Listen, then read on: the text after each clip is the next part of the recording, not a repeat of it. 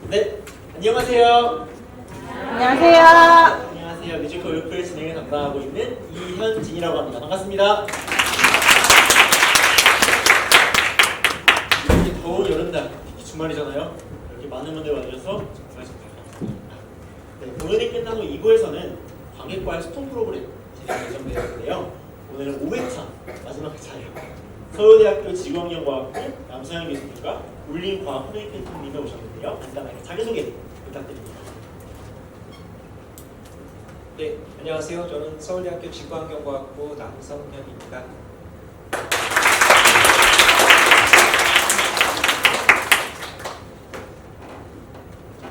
네, 안녕하세요. 저는 과학의 울림을 전달하는 과학 커뮤니케이터 울림입니다. 교수님이랑 울림님께서 일어나 주셔가지고 제가 죄송한데 네, 먼저 처음으로는 우리 첫판부터 들어가야 될 것 같은데요. 오늘 뮤지컬 울프 공연을 함께 했는데 공연 어떻게 보셨나요? 소감 한 말씀씩 교수님부터 부탁드립니다. 예, 오늘 처음 시작할 때부터 정말 이렇게 감동, 울림을 주는 그런 뮤지컬이었던 것 같고요.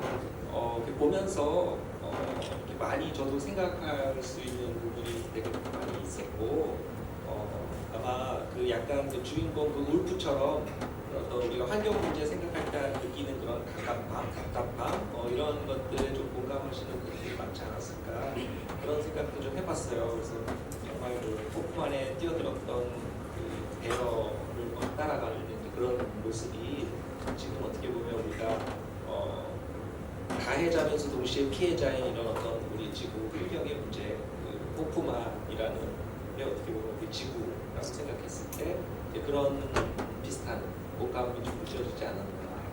저는 그렇게 생각합니다. 네, 저는 사실 그 기대평에도 남겼었는데 뮤지컬이라는 것은 글뿐만이 아니라 음악과 연기가 모두 합쳐져 있는 종합 예술임에도 글만 봤음에도 너무 뭉클했었거든요. 근데 실제로 음악과 연기까지 합쳐져서 보니까 그 감동이 훨씬 더 배가 됐고, 제가 특히 느꼈던 좀 감동받았던 포인트는 그 배우가 계속 고민을 해요. 그럼 나는 뭘 할 수 있지? 뭘 할 수 있지를 고민하는데, 넌 뭘 말할 수 있어? 너는 뭘 할 수 있어? 라고 이제 자문을 하고 많은 그런 다른 분들도 물어보는 장면이 계속 반복해서 나오는데요. 그러다가 이제 마지막 노래가 끝까지 해보자 라는 게 어떻게 보면 이 기후변화를 대하는 저희들의 자세를 또 의미해주는 게 아닌가 싶어서 개인적으로 정말 큰 울림과 먹먹함과 감동을 받았습니다. 네, 감사합니다. 뮤지컬 울프는 해양환경과 기후변화에 대한 그거에 대한 대처, 우리들의 실천을 강조하는 뮤지컬이라고 할 수 있는데요. 이런 것들이 정말 울림이 되는 것 같습니다. 공연은 처음에 들어오시면 소리를 들으셨겠지만 비가 주룩주룩 내리는 시점에서 시작됩니다. 저는 이런 배경을 보고 올 여름에 평년보다 무덥고 또 지역에 따라서 갑자기 비가 쏟아지는 폭우가 있었잖아요. 그걸 우리는 초국지성 폭우라고 표현을 합니다. 수십년에 걸친 지구온난화로 사시사철, 봄, 여름, 가을, 겨울 온도가 높아지고 있고, 또 우리나라도 이제 더 이상 온대기후가 아니라 아열대기후로 포함되기 시작했다고 합니다. 그런데 기준으로 포함되었다고 하는데 해양학자 또 과학 커뮤니케이터로서 현재 지구의 기후변화, 기후위기가 어느 정도 심각한 상황인지, 또 어떤 것들이 문제가 되는지 교수님부터 질문해주십니다.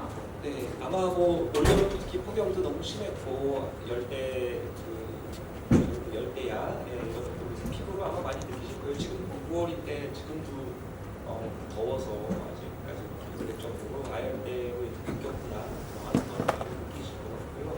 또 그렇게 그 기후가 바뀌는 그런 기후 변화의 또 핵심에 우리 바다가 일단 바다 환경의 변화 이게 또 중요한 부분이기 때문에 그런 것은 아마 우리 피부로 느끼는 문제가 되지 않나 이렇게 생각이 되는데요. 사실 지금 평균 온도가 우리가 그 산업화 이후에 이렇게 온실가스 많이 배출하고 이제 이 대기를 일종의 이것도 오염을 시킨 거죠. 대기의 이 온실가스 농도를 바꿨으니까. 그게 이제 역으로 우리가 살기 어려운 지금 이런 기후변화를 만들고 있는데, 지금 평균 온도로 보면은 1도 조금 넘게 이 정도 올라갔다는 거죠. 그래서 근데 1도 올라갔다고 우리가 더운 게 아니잖아요. 그 지구 온난화 때문에 더운 게 아니고 우리가 더운 건 폭염 때문에 더운 거고, 그래서 이 폭염과 지구 온난화 이런 것들을 이제 구분을 해야 되는데, 그런 데서부터 이제 우리가 과학적인 그런 개념들을 좀 이해할 필요가 있는 거죠. 그래서 이 지구 온난화라는 서서히 일어나고 있는 기후에서 이런 지구 평균 온도 올라가는 현상과 폭염이라는 30도, 40도 이렇게 올라가는 이런 현상, 이런 날씨 기상 그 현상 때문에 그 피해를 입으니까 기상재해, 이런 기상재해를 일으키는 날씨 현상과 기후, 이거 이제 구분을 해야 되는데, 기후가 바뀌면서 이런 재해도 더 심해지고, 폭염도 심해지고, 이제 한파도 심해지고, 폭우, 폭설, 산사태, 홍수, 가뭄, 이제 앞으로 굉장히 이런 아주 그 심각한 상황이 된 거죠. 기후 위기 시대죠. 기후 위기에 대해서 이제 지구 온난화와 폭염이 어떤 부분이 다르고 어떻게 봐야 하는지에 대해서 잘 말씀해 주신 것 같습니다. 물리님께도 같은 질문을 드려보고 싶습니다. 네, 제가 이제 어제 기준으로 한번 찾아봤는데요. 올 여름 정말 더우셨죠? 제가 찾아봤는데 올 여름이 1971년 기상 관측이 처음 시작된 시점으로부터 평균 기온, 평균 최저 기온, 열대야 일수 모두 1위였습니다. 밤에도 너무 더우셨죠? 열대야는 25도 이상의 그 온도로 밤 9시부터 새벽 6시까지 지속되는 날짜를 열대야로 부르는데요. 무려 20일이 열대야였다고 합니다. 그런데 진짜 아까 교수님께서 말씀해 주신 대로 지구의 전체적인 온도는 겨우 1도씨 정도밖에 오르지 않았어요. 그럼에도 저희가 느끼는 체감은 지금 굉장히 심각하죠.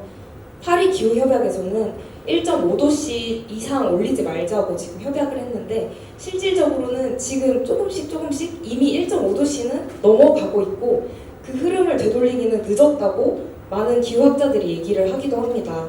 그렇다면 이제 여러분들은, 그리고 저희도 2도씨의 그 마지노선을 넘기지 않기 위한 노력을 하는 것이 현 시점에서 가장 중요한 게 아닐까라고 생각이 듭니다. 네, 말씀 감사합니다.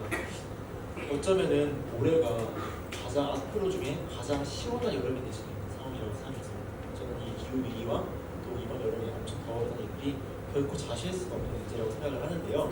이런 전 지구적인 기후 변화는 또 해수면과 해수, 해양 상승과 같은 해양 환경에도 좀 지대한 영향을 미친다고 제가 알고 있습니다. 온실가스들은 대기오염으로 오염된 구름에서 내리는 비는 바다에 치명적인 것처럼, 또 반대로 지구의 3분의 1을 차지하는 해양인 만큼 해양이 기후에 미치는 영향이 상당하거든요. 이러한 기후위기와 해양환경 사이에는 어떤 관계가 있는지 교수님께 설명드리고 싶습니다. 우리가 오늘 봤지만 그 호프만 같은 그런 우리 인류가 같이 공유하는 이 바다, 지구에 있는 바다, 이게 지구의 면적으로는 3분의 1을 덮고 있고, 그래서 굉장히 넓은 면적을 차지하고, 이 깊이도 평균 수심이 몇천 미터씩 깊어요. 그러니까 해발고도 해수면 위로 대륙 깊이 올라와 있는 평균 해발고도보다 몇 배 더 깊기 때문에 면적도 넓고 깊이도 깊으니까 여기 부피가 어마어마하고, 지구상에 있는 물의 97%가 바닷물이에요. 그러니까 그런 바닷물이 어떻게 움직이면서 지구의 기후를 이렇게 조절하고 하는 것들이 너무 중요하죠. 근데 이제 우리가 온실가스 많이 배출을 하면서 지구 대기에 이제 온실가스 농도를 높이다 보니까 이게 자연에서 흡수해 줄 수 있는 것 이상으로 많이 배출해서 이게 쌓여서 대기 중의 농도가 높아졌어요. 그러니까 태양에서부터 들어왔던 에너지가 우주로 빠져나갈 때 인류가 자꾸 되돌아오고, 그래서 온실효과가 강해지면서 지구의 열 에너지가 자꾸 축적이 되고 있어요. 들어온 것보다 적게 나가니까 축적이 되는데, 그 지구 안에 축적되는 열 에너지의 대부분이 지구 안에서 바다에 흡수되고 있는 거예요. 그러니까 이제 바다의 환경이 바뀌죠. 그러니까 열 에너지가 많이 흡수되니까 바닷물 수온도 올라가고, 바닷물의 수온이 올라가면서 부피가 커지니까 해수면도 올라가고, 또 빙하도 막 바닷물이 들어가서 더 아래쪽을 막 녹이고 이러니까 더 바닷물 양이 많아져서 해수면을 자꾸 올리고, 여기 또 탄소도 흡수가 되기 때문에 이 안에 이제 화학적인 성분들도 자꾸 바뀌어요. 이제 그러면서 이 안에 사는 해양 생태계에 큰 이제 영향을 주고, 이런 것들이 부정적 영향을 주고, 그런 것들이 결국 우리 인류의 생존까지 위협하고 있다.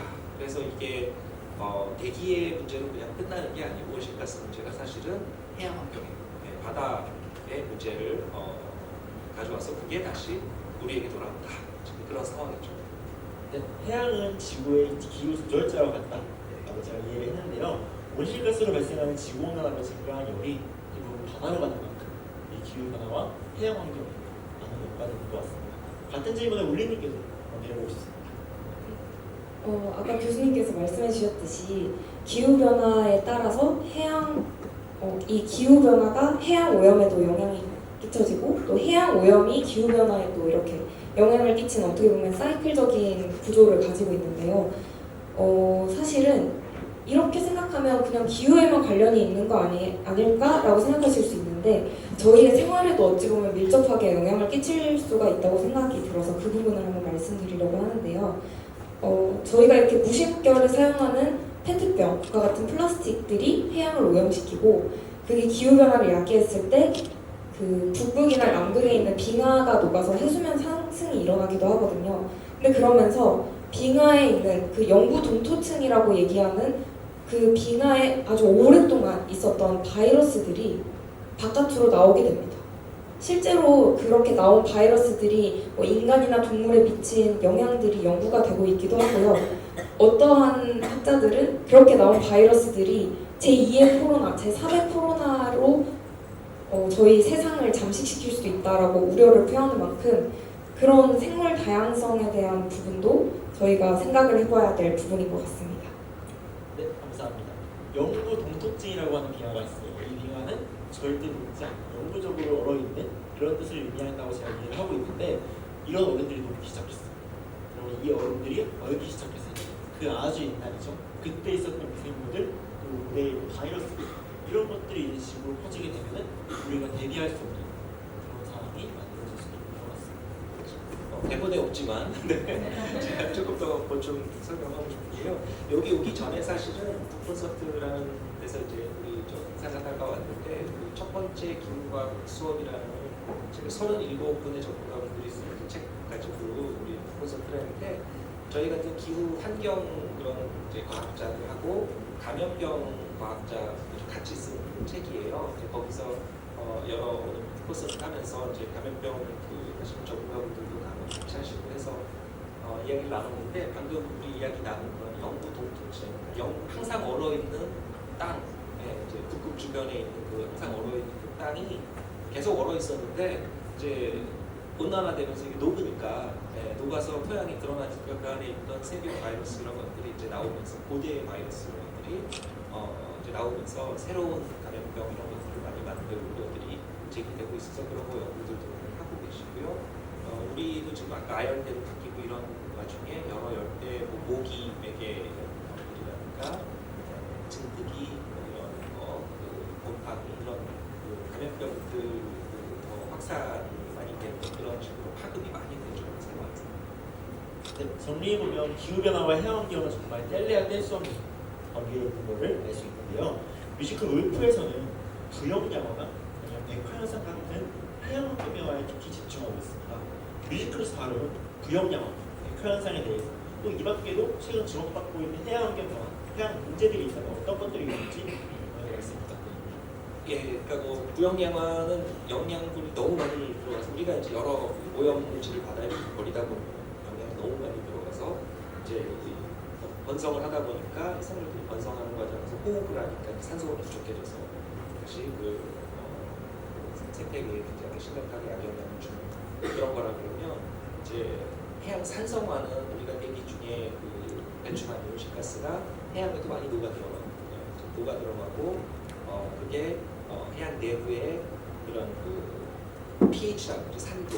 산도를 떨어뜨려서 바닷물이 산성은 아닌데 바닷물은 염기성이죠. 약간 염기성인데 pH를 점점 낮추고 있다고 해서 산성화 이렇게 이야기하는데 그 산성화되다 보면 이 바다 속에 있는 생물들 입장에서는 오늘도 많이 나왔지만 탄산칼슘 이런 것들이 문제가 되죠.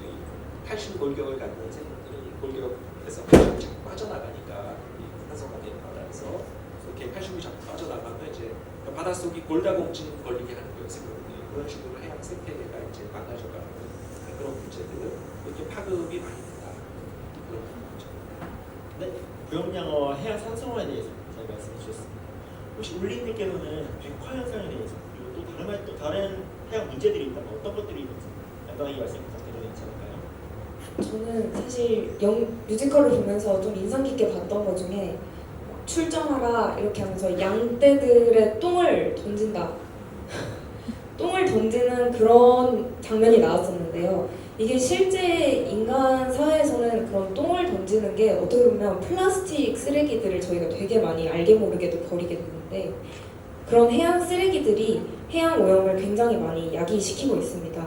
실제로 자정작용을 하기에는 정말 긴 시간이 걸리고 이게 가능할지 생각이 될 정도로 많은데요. 그래서 실제로 많은 연구진들이 지금 그 해양 쓰레기를 처리하기 위한 연구를 하고 있어요. 근데 이게 두 가지 방식으로 접근을 하게 되는데 해양의 표층에 그 바닷가 놀러가 보시면 바다에 이렇게 둥둥 떠다니는 쓰레기들이 있고요. 또 어떤 쓰레기들은 해양의 되게 밑바닥에 가라앉아 있는 쓰레기들이 있어요.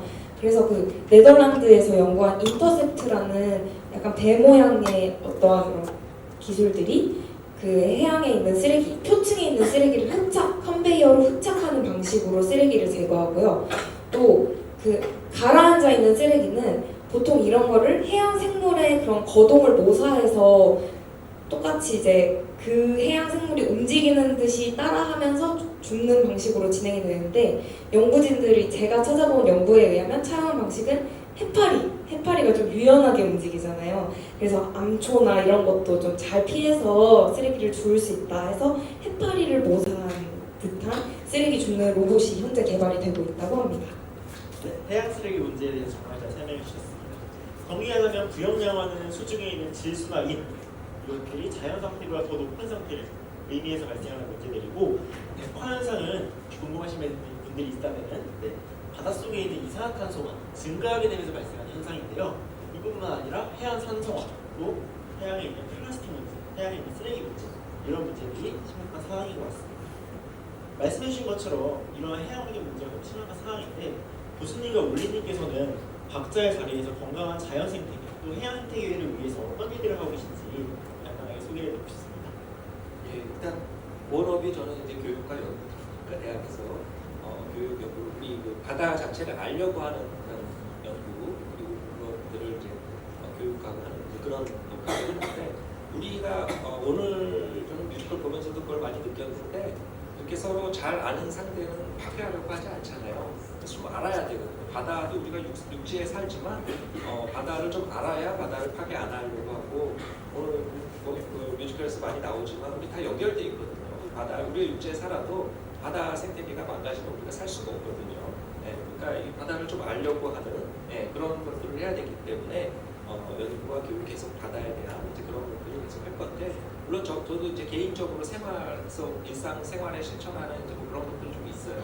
대나무 칫솔부터 뭐 여러 가지 플라스틱 두께 쓰고 텀블러 가지고 뭐 전기차 타고 뭐 여러 가지 하여튼 노력들을 하는데 근데 그런 개개인의 이제 노력으로 이 지금 우리가 뭐 환경 문제를 바로 풀 수 있는 그런 건 아니지만 그런 개개인이 많아지면 그 사회 분위기라든가 이런 거기 때문에 결국은 정부나 기업에서도 바뀌고 우리가 유권자고 우리가 소비자이기 때문에 뭐 투자자도 되고 그렇죠. 그래서 그렇게 정부나 기업, 사회 전체를 바꿀 수 있기 때문에 혼자 이렇게 막 노력하다가 너무 절망적이다. 이게 무슨 효과가 있겠어? 뭐 이게 무슨 효과가 있어? 나 혼자 한다고 뭐가 달라지겠어? 이런 좌절감을 안 느꼈으면 좋겠어요. 저도 교수님께서 얘기해 주신 것과 비슷한 맥락으로 저는 제가 기후변화를 위해 제가 어떤 행동을 개인적으로 할 수 있지가 좀 고민이 예전부터 개인적으로 됐던 것 같아요. 제가 최근에 스스로 실천하고 있는 방법으로는 기후변화 자체를 막기 위해 화석연료 사용을 줄일 수 있는 방법으로는 전기 절약 같은 게 가정에서는 실천할 수 있는 방법이고요. 또 최근에 보면 그 먹는 것부터 변화시키자라는 양상들이 많이 진행이 되고 있어요. 사실 동물을 기르는데 정말 많은 곡식들이 사용되고 그 곡식들을 키우기 위해서 굉장히 많은 탄소가 사용이 되거든요. 그래서 노노샵이라는 좀 유명한 비건 카페 같은 데도 있는데 비건에 되게 근접한 식습관을 유지를 한다든지 그리고 플라스틱 사용을 줄이고 좀 다회용기를 많이 사용한다든지 같은 좀 생활 속에서 실천할 수 있는 아주 작은 사소한 습관만으로도 기후변화를 충분히 예방할 수 있으리라 생각이 듭니다. 네, 우리 가족이 함께 실천할 수 있는 해양 환경 보호, 또 지구 환경 보호 실천들에 대해서 말씀해 주셨습니다. 교수님께도 같은 질문을 드리고 싶은데요. 가족 단위에서 함께 실천할 수 있는 활동들이 있다면 어떤 것들이 있을까요? 추천해 줄 수 있는 활동들이 있을까요? 네. 방금 노노샵 얘기하셨잖아요. 그 이태원에 우리 줄리안 맞아요. 방송이 네.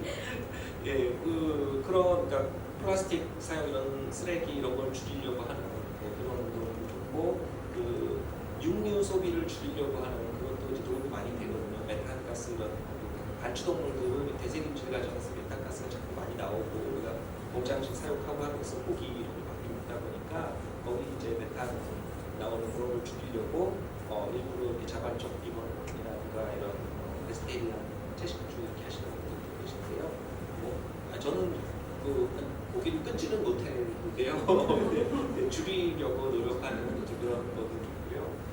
그런 일상성 생활 속에서 우리가 할 수 있는 작은 것들이 있는데 그런 것들부터 할 수가 있고 좀 더 많은 그런 얘기할 때 아까 말씀드린 대로 우리가 연대를 할 수 있기 때문에 결국은 소비를 하더라도 좀 더 많은 사람들이 이 환경을 생각하는 기업의 제품을 사게 되고 그 다음에 환경에 좀 더 생각하는 기업에 투자를 하게 되고 또 그런 정치 세력에게 어떤 표를 주고 이런 것들을 통해서 정부랑 기업을 바꾸게 되는데 정부랑 기업이 바뀌는 부분이 굉장히 커요. 정부랑 기업에서 이런 탄소 배출과 여러 가지 환경 오염물질들을 많이 하기 때문에 그런 방식으로 우리가 많이 바꿀 수 있다 이렇게 생각합니다.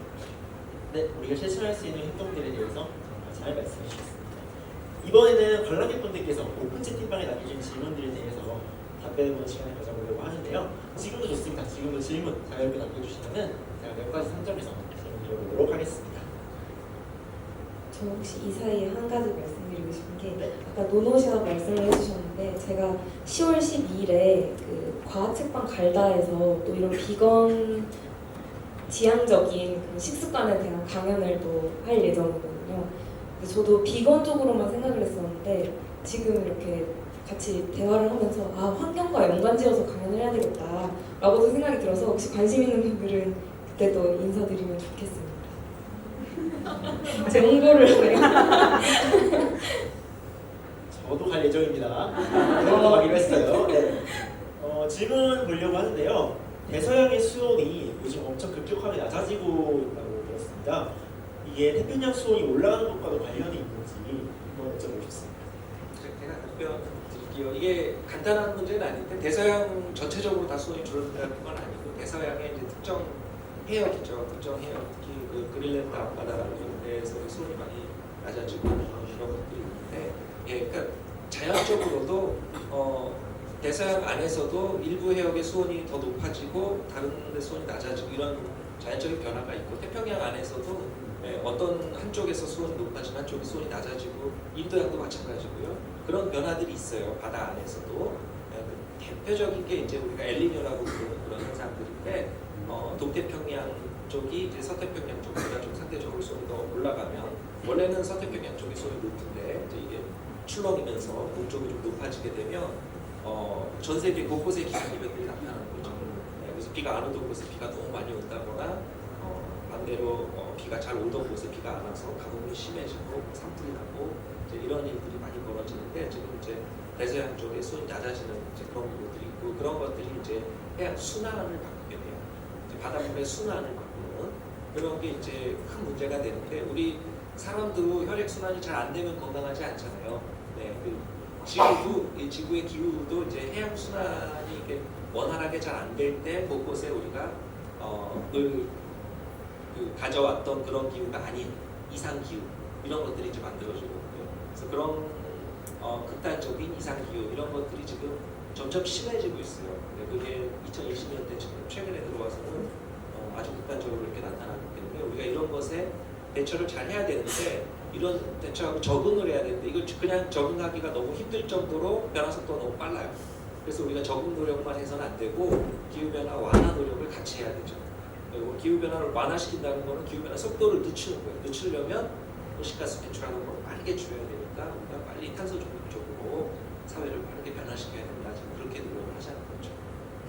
네, 기후 위기와 기후 문제를 한 번에 해결하는 건 정말 어려운 일이라고 생각합니다. 그래서 이러한 기후 문제를 올바르게 인식하고 그걸 위해서 하나씩 천천히 노력해 나간다면 분명 우리가 원하는 기후는 돌아올 거라고 믿어 쉽지 않습니다. 또 질문이 들어왔는데요.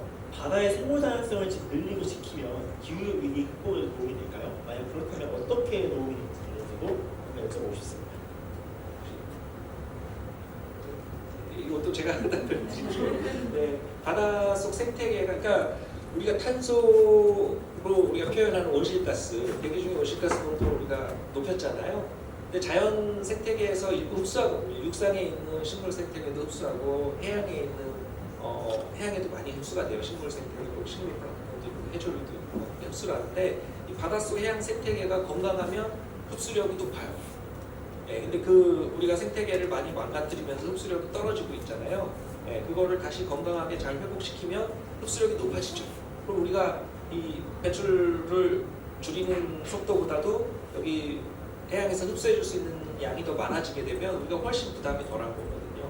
지금은 반대예요. 이제 바닷물의 수온이 높아지면서 흡수력도 떨어지고 바닷속 생태계가 또 환경 오염, 환경 파괴에 의해서 자꾸 악화하고 생물 다양성을 잃어가고 하는 과정에서 흡수력이 떨어지고 있습니다.